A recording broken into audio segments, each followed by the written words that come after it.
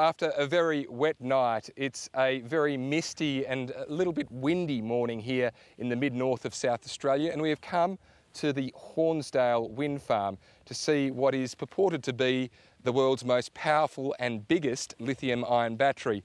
And if you look across this paddock, you will see the white boxes that make up the 100 megawatt, 129 megawatt hour Tesla battery. This, of course, was supposed to be installed by the start of summer to be able to help shore up supply on those really hot days where states like South Australia or Victoria might run out of power. But it was actually called into action yesterday.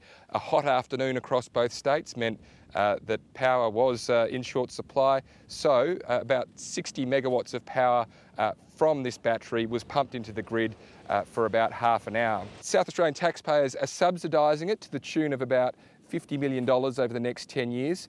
In return, the government will have the ability to access the battery on those afternoons when the state is at risk of running out of power.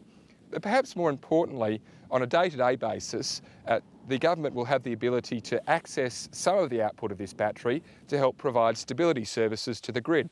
Now, why is that important? Because in South Australia, which has a very high renewable output, there are only a few big power stations that currently provide those stability services, and at certain times there have been extremely high prices paid, which eventually go onto everyone's bills.